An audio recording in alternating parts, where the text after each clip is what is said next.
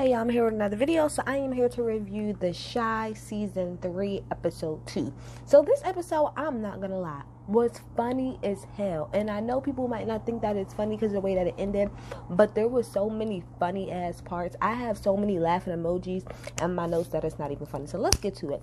So we pick up where we left off last week. Well, kind of the aftermath. So we see Lil Kevin go into pretty much Keisha's room, and he's looking around and he's kind of reminiscing. So he sees like a purse of hers. He kind of flashes back to when it was in the car or whatever, him, Kev, and they mama driving them. And so she sees her popping like some mints or whatever, right? And so he pretty much goes through her bag, but instead of taking out the mints, he takes out birth control from her and he pops it. And he's like, what the hell is this, bruh?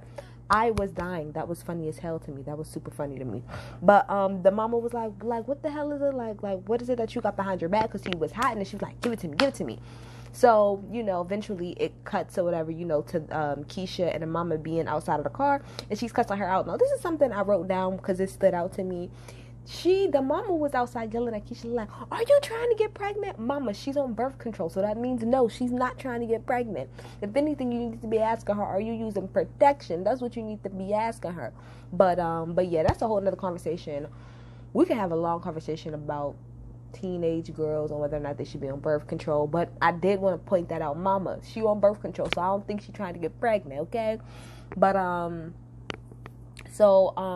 we flash forward back to the present, and Kevin's pretty much on Keisha's laptop, and you can see like the messages because I paused it to read it. You can see she was talking to her friend.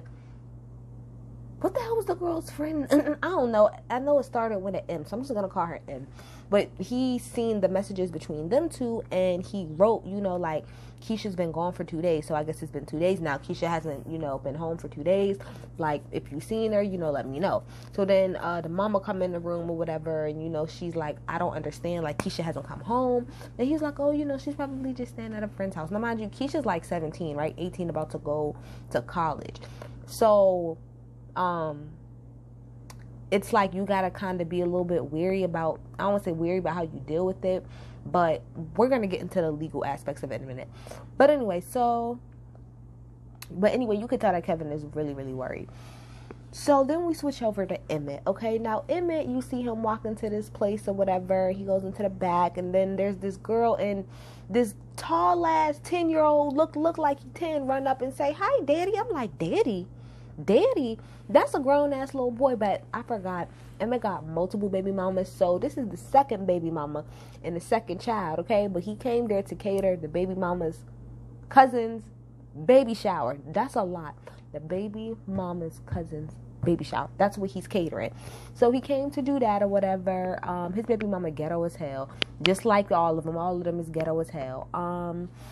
So another part that had me fucking weak is during this whole catering thing, because remember last episode everybody said his food was trash. This nigga called a whole bunch of fucking Postmates. This nigga got like something from pretty much all of these different restaurants, and I'm sitting here, first of all, I'm dying, but second of all, I'm like, my guy, don't you think the people at the party is gonna be able to tell that this is takeout? Only because if you are getting food, from food is like, they have a lot of restaurants.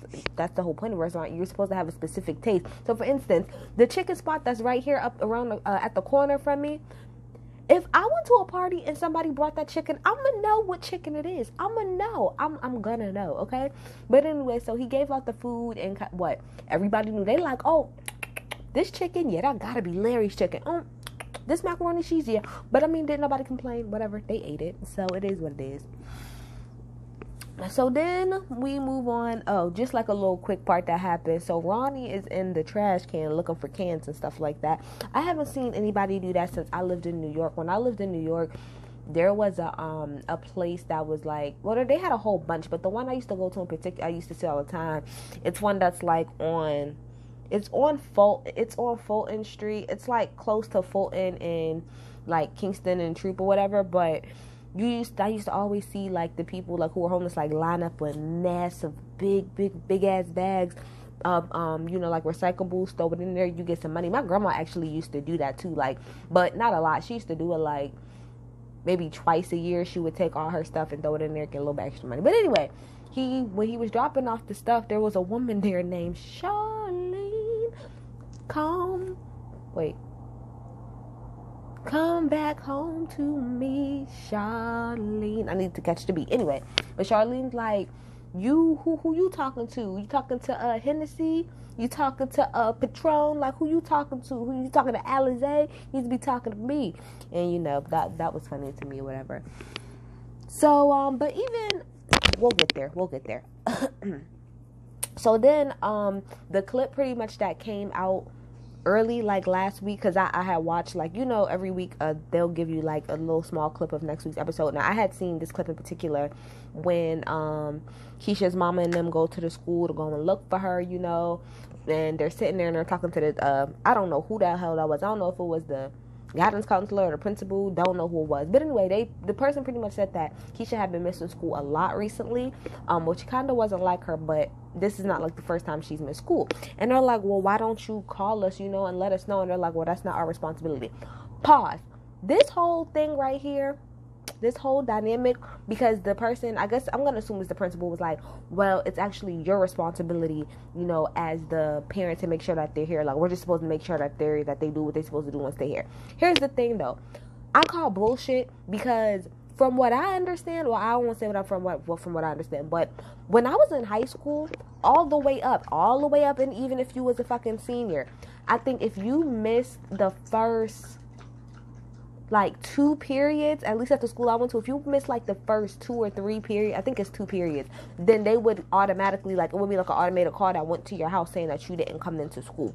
Because I'm so sorry, I feel like as a school, a lot of times they do try to, as a parent, you got to be a parent, of course. You need to kind of make sure that your child is coming to school. But when it comes to a school, I always feel like the school needs to be more collaborative, especially with the community that they're in, because y'all have our kids more than anybody. A lot of times the teachers and administrators be around the kids more than the parents be, because of how much they work. So I feel like in this particular instance, it felt like the principal was trying to put more ownership on, oh, well, that's on y'all. And I think that's more of a legal liability thing. Like, we're not about to take no type of anything for not knowing where your daughter is. Like, that's your responsibility. To a degree it is, but I also feel like that white woman was really trying to, like, paint her in a bad light, and I didn't like that shit at all. Like, as the school, that's the whole thing. And that's the crazy part. This is what bothers me. You even said yourself that's not like her. So why wouldn't you call her parents then?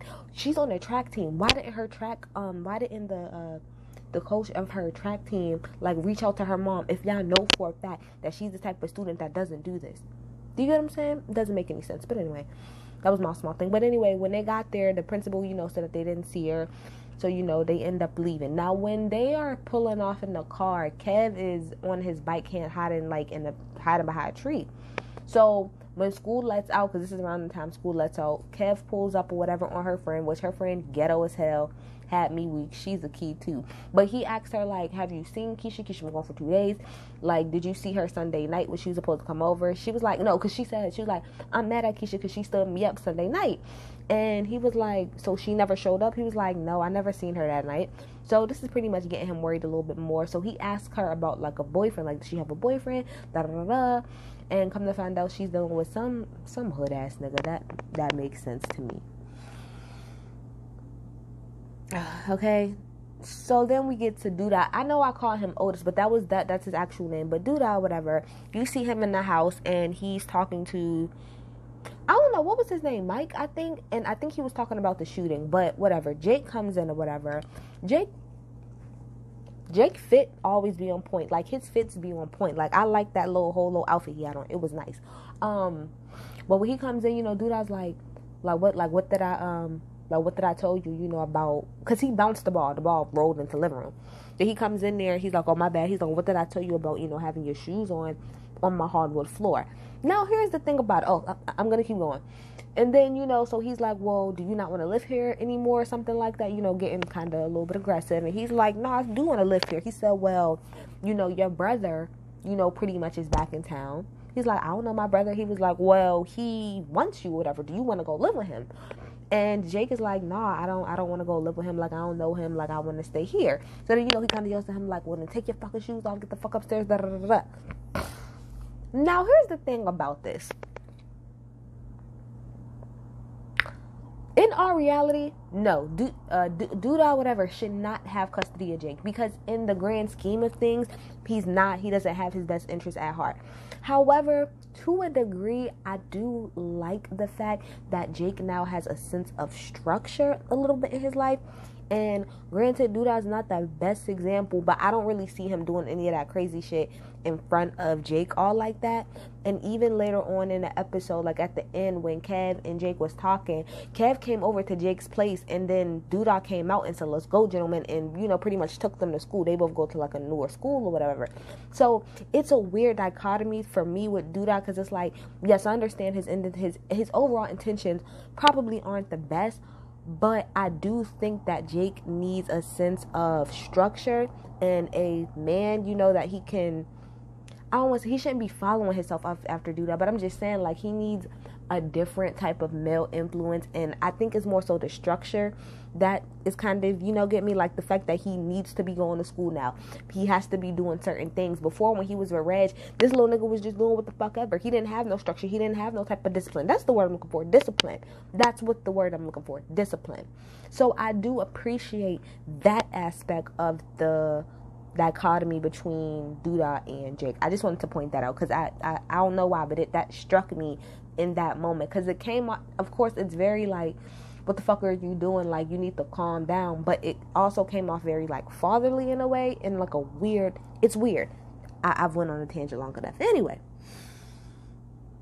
so then we get to, I call him LJ because that's Luke James. I'm sorry, that's all I see. So then we switch over to a scene, and Luke James, he's talking to his girlfriend, and he's telling her, pretty much about how he had his daddy was around at one point in time, but then the daddy left.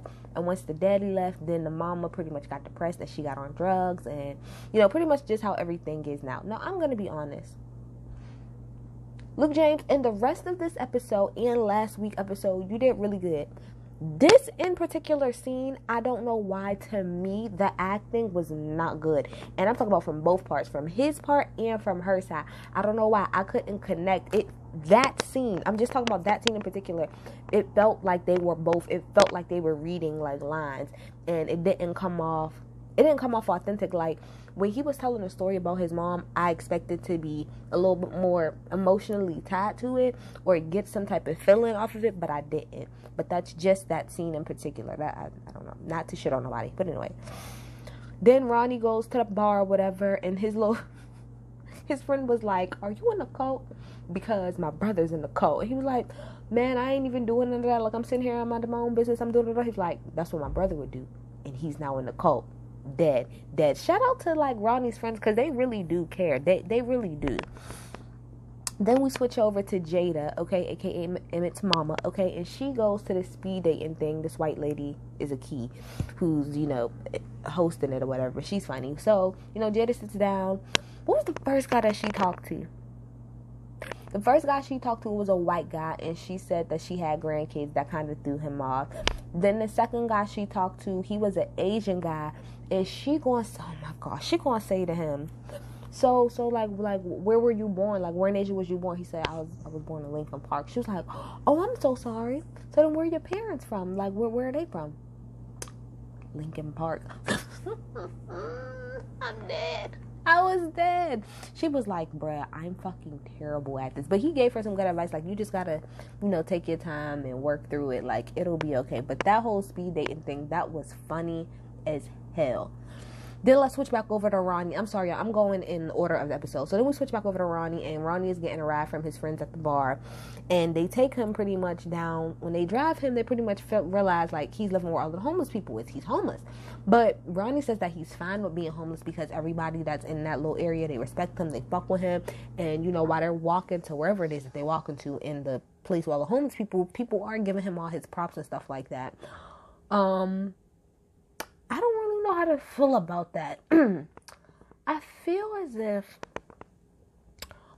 Ronnie probably really doesn't want to be homeless, but I do think this is what I think it is because it just clicked in my mind. So here's the thing. Outside of that little area and on the streets and stuff like that, everybody just looks at him like he's a killer, I mean, technically you are. But he's a killer and he's just such a terrible person. But when he gets here, he's shown adoration. Nobody is like looking at him crazy and nobody is judging him. So I think that's why he feels so tied or so connected to that community. Like, to the homeless community, and that's why he wants to be around them. That's just my opinion, though.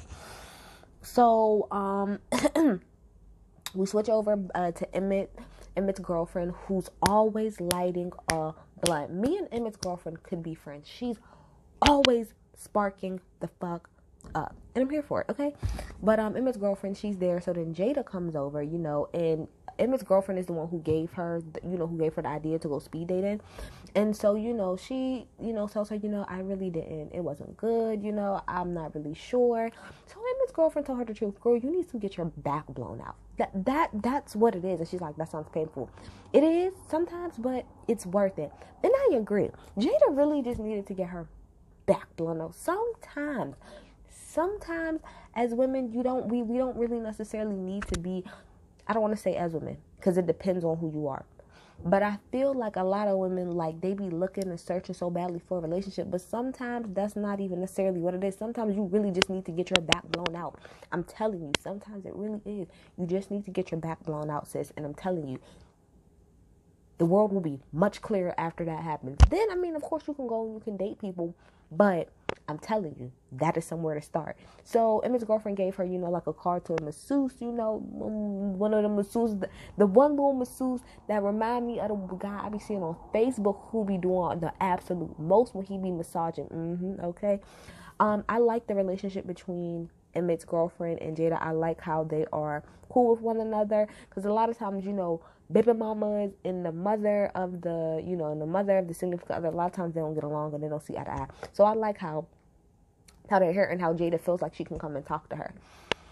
Emmett comes in with his fine ass and they try to fuck, but the baby go off, all right? So then we switch over to LJ. Now, okay. I'm not going to say that because I don't want to be wrong. Okay, so when we pan to LJ, we get to this bar, right? And there's somebody singing. So I'm just kind of looking around. I'm looking at the people on the stage. I'm looking at the people in the bar. And I'm like, I don't want to be, like, judgy or nothing.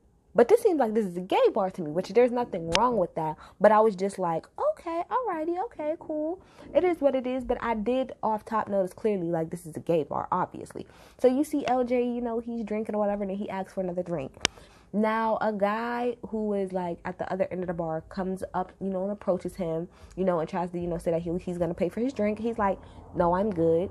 He tries to, push up on him, like, how you doing, da-da-da-da. He's like, bruh, I'm good. I'm not into that. Like, you just leave me alone. So the other guy pretty much starts going off like, do you know where the fuck you are? Like, you're in a gay bar. Da-da-da. He's like, so what? Like, you could tell he was caught off guard, but he was like, so what if I'm in a gay bar? Like, so what? He's like, I'm tired of you, all of you trade coming in here, da-da-da-da-da, acting like y'all this, that, and the third, but then be bent over, blah, blah, blah, blah, blah, blah. So then, he grips to do that, and his girlfriend comes over, and is like, you need to apologize. Like, you need to apologize to him. So he does. LJ apologizes. Pause for the cause. I'm so sorry. In my humble opinion, I don't think that anything LJ did, I don't want to say I don't think what he did was wrong. He should have probably not exploded, I would say, as far as putting his hands on him. But I do think he had the right to be upset. If you approach me, and I don't care if you're gay, straight, or in between. Let me use me, for example. If I am at the bar and a man comes and approaches me and he wants to talk to me and I say, no, I'm good. And then he keeps going. All right, well, my da-da-da-da-da, I'm good. And then he goes from, oh, I want to talk to you. Oh, well, that's why ain't nobody fucking with you anyway, bitch. And that's why don't nobody fuck with you bitches anyway. And da-da-da-da-da. That's going to then probably piss me off even more. So I do think in particular situation, that other person was pushing the whole situation. He said he didn't want to be bothered. You should have walked the fuck away. But you wanted to make whatever point it is that you wanted to make, which, dude, there definitely be DL and DL men or whatever who be in the gay clubs or whatever and, be acting a fool or whatever. But the point of the matter is, when you said what you said, he wasn't disrespectful about it. He just simply said, I'm good. I want to be left alone. And you kept pushing it. So to be quite honest, I wouldn't apologize for absolutely nothing. Granted, he shouldn't have put his hands on him, but I wouldn't apologize for nothing. So then they go outside the bar or whatever, and he's like, why the fuck did you bring me to a gay bar? Like, why did you bring me to a gay bar? Like, what the fuck is your problem? And she's like, well, these is my people, like, and I'm telling you. And that's when it hit. His girlfriend is trans. And I said, oh, bitch. Oh, Lena, you better fucking gag me, bitch. Bitch, I was gagged. I'm not gonna lie. That definitely gagged the fuck out of me. But I like the way that like, that she, like, kind of put that in there. Lena, y'all wrote the fuck out of that, because I like the way that came together. But she pretty much was saying to him, like, he was like, nah, like you're like a woman, so I'm not like that. Like, I'm not even like that. And she's like, look, at the end of the day, if you want to accept me, you got to accept, like, my people. Those are my people. So you have to pretty much tell him, like, you got to be comfortable being around these type of people, because that's my family. Like, that's my community. So if you're not comfortable, I don't really know what to do. And he's probably one of those guys who he probably struggles with what he is, as far as, being, like, what his sexuality is. You are with a woman. Now, granted, she's a trans woman, but to me personally, I think that means that you're straight. But that's just me. Because you are attracted to her as a woman. She is a woman, right? But I can also see, on the other hand, how he probably is conflicted, because he's like, yeah, I know that's a woman, but it gets deep. It's deeper than what I can even talk about, because that's not in my wheelhouse. I'm just going off of things that I've heard, things that I've read, documentaries. That's it. But anyway, so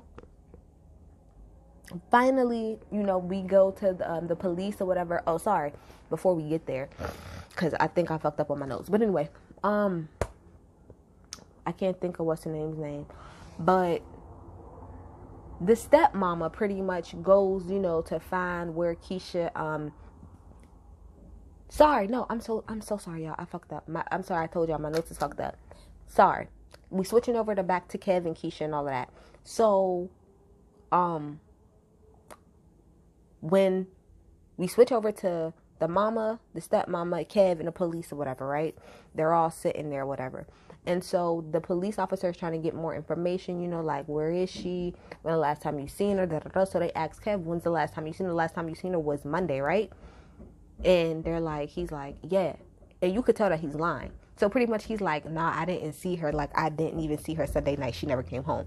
So, of course, everybody's mad as hell. And he says, well, one of her friends, no, she said that she was going to, like, meet, like, a boyfriend or something like that. So the officer kind of, like, closes up her stuff. And she's like, oh, well, yeah, this happens all the time. My daughter did the same thing.